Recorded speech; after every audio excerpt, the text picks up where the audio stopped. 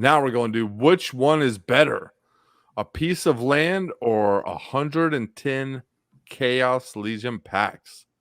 Ooh, tough question here, Gank, because they're about the same price, especially if you add in the potions. So which one's better? Do I get the potential airdrop cards with them? Yeah, so let's say right now you have $400 or whatever it costs to buy one piece of land.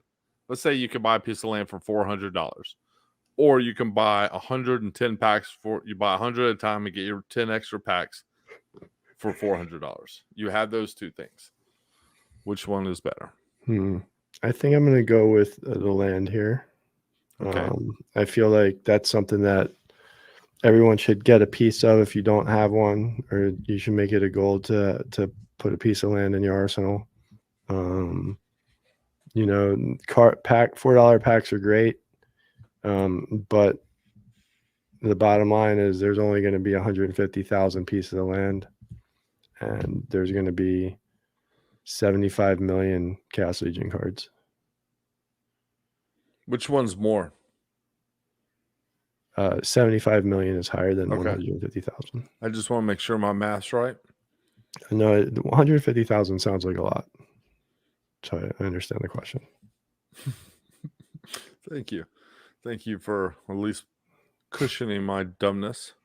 Yeah, here we go. I want to bring in the chat a little, because I think this is a legitimate debate that a lot of players are having right now, because first of all, we haven't had an option to buy land for 400 in months, and second of all, we haven't had an option to buy packs in a lot of months.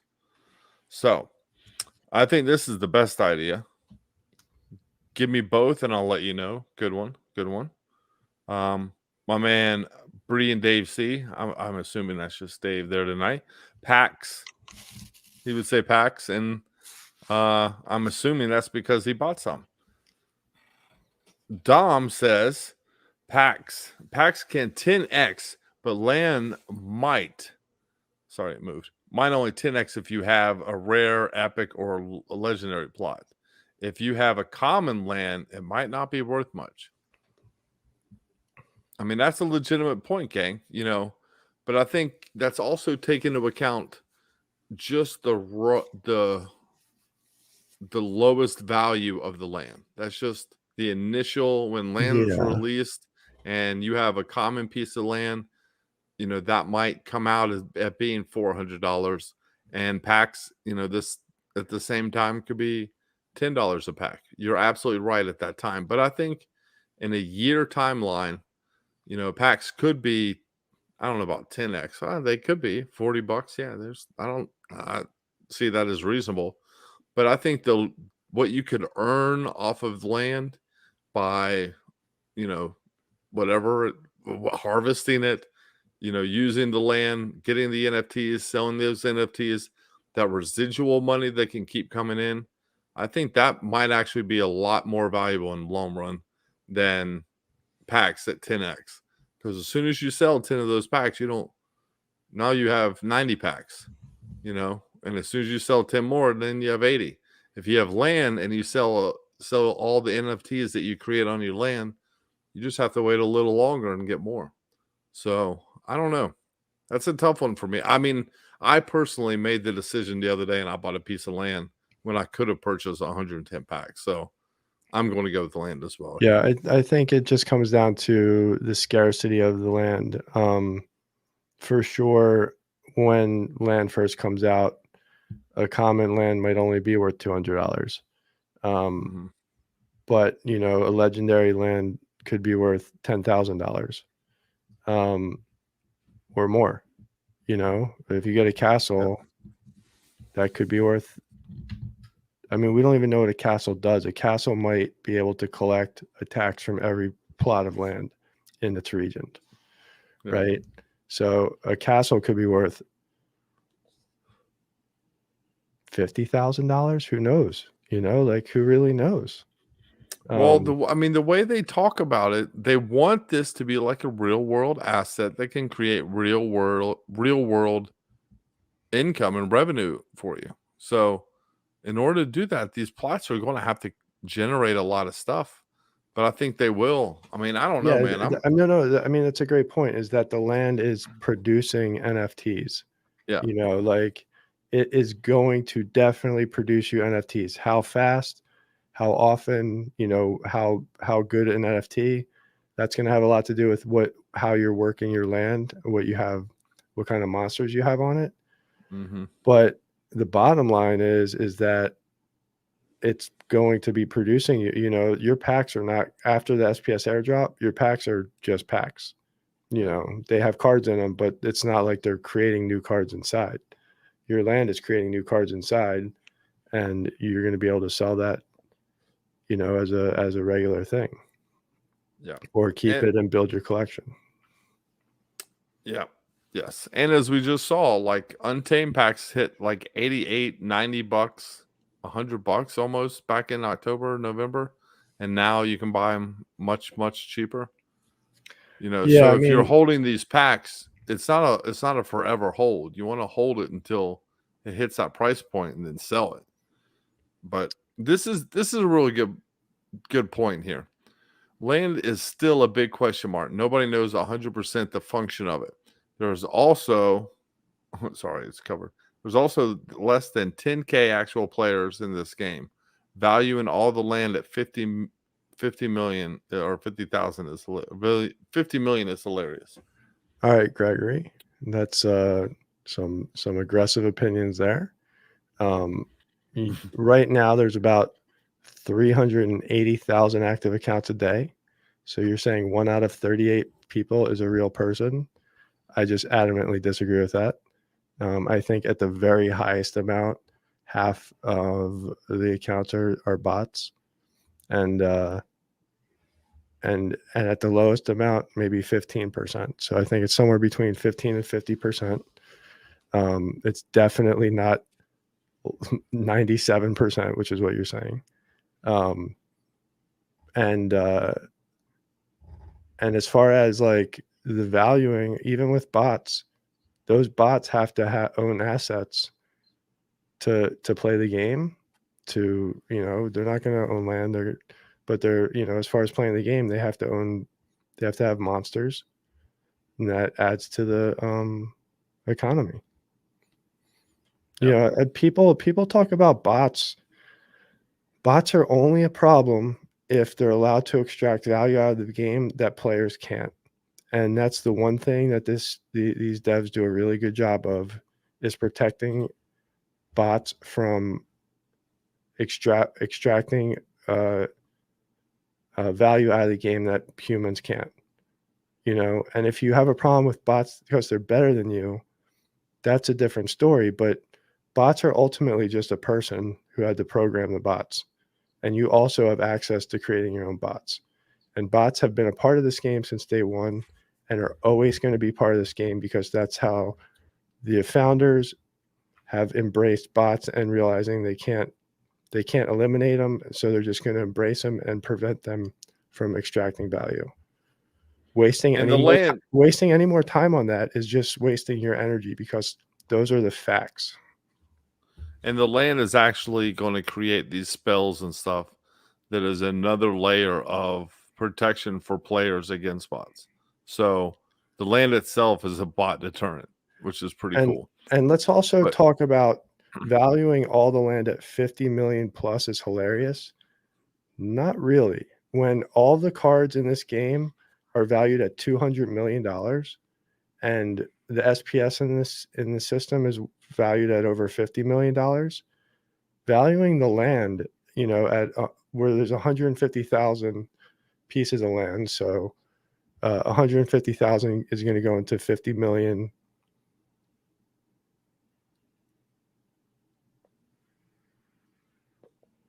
Maybe about 340 times. So it's at $340 per plot. That's a $50 million valuation. And so that's not obscene. That you look at land prices for other games that have land for no reason at all selling for. I mean, there's land selling for $10,000 in games. And Decentraland has $10,000 land. I mean, they airdropped $20 million in value in vouchers in November. You know, I mean that's a huge amount of money. I mean, 50 million is not even. Yeah, I do think you make a very valid point here, though, Gregory, that land is still a big question mark. Nobody knows 100% the function. I think that is something to seriously consider when you're if you're making the jump on getting land, because it is a gamble. I mean, anything crypto really is, but that's a gamble for sure. Um, but if you've been here for a while, then you've seen the Splinterlands team say they're going to do something and then do it kind of above and beyond what you expected in the first place. So the fact that they're taking a long time working on this and they've been updating us all along the way, and to see the owners or not the owners, the people that work at the company and other people buying land and making sure they have their land, like it just seems to me like it's a pretty safe risk, and I do think that the land is going to be valuable. All right, I'm just going to follow up with Greg's other comment here. I don't think he's trolling. I think he's pretty adamant about this. I don't think he's trolling. Which one? We're talking about valuing all the cards at 200 million is also hilarious, but it's not, because that's the market that's valuing those cards. Then he goes on to say, look at this account. This guy can't sell a $500,000 collection for close to $500,000 is what he's saying by close to par. All right. But that's true when you sell any collection as a big collection, right? You know, whether that's a collection of baseball cards or a collection of toilet paper that you buy from Costco. The more of it is, the less you can expect per one, because that's how it works in business, right? If Flowey wanted to take the time to sell and list all those cards individually, he's going to get more of a premium for each individual card. If he wants to just put them all together and lazily sell them to somebody, then you're not going to get close to par. That's standard business practices. That's true. Value isn't always what you can literally sell it for. I have a car that has a blue book value of $4,800, and I got offered 42. So what if it would take a year? That's not my point. My point is that he could get that money a lot closer to par value for it if he sold it individually. I'm sure he didn't build his collection in a single swipe either. He built it over a year. So there might be a few cards that are overvalued for sure, if his collection includes some of those cards, but you're making a lot of blanket statements. You're making a lot of aggressive statements that are just flat out not true, like saying 97% of the people accounts in this game are bots. So appreciate your insight. We're gonna move along now. All right, so which one's better? We'll say land.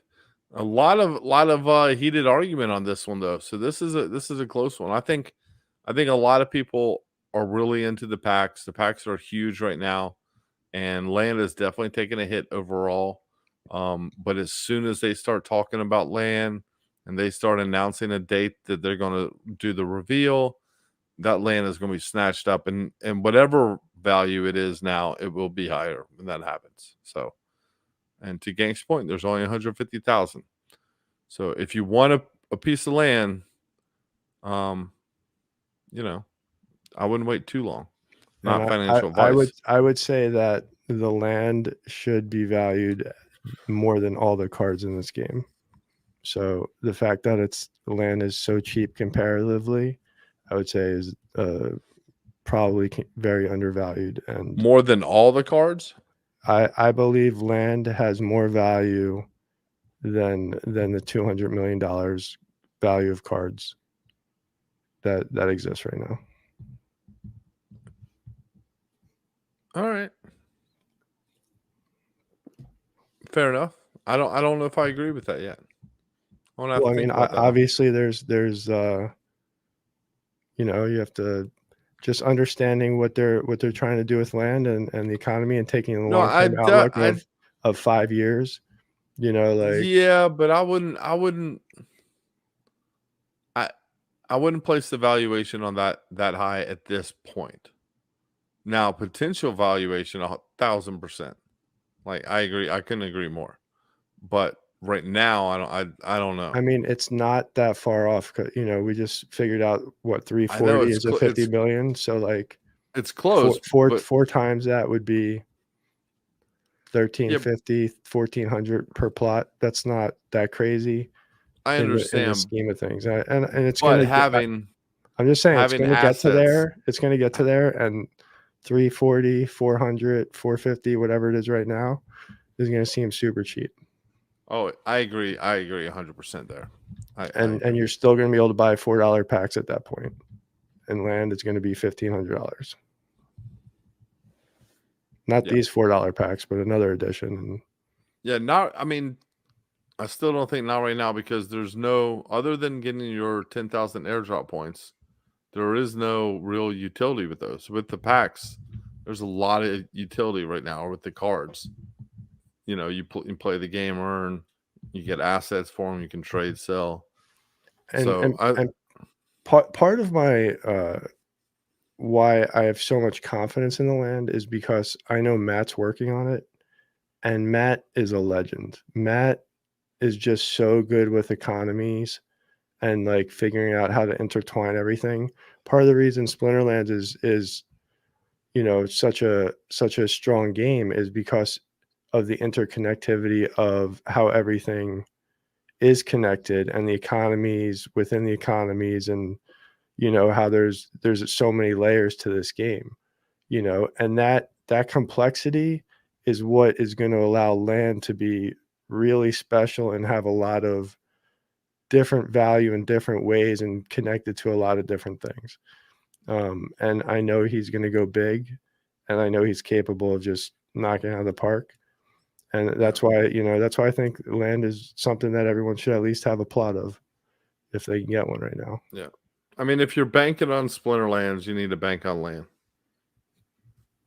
So, yeah, I agree. I mean, but it's still speculation. I mean, we're in a speculative market, period. The packs are speculation, the land speculation, our stream speculation. I mean, whoa. We are as down to earth as possible. There's nothing speculative about us. They know exactly what they're getting.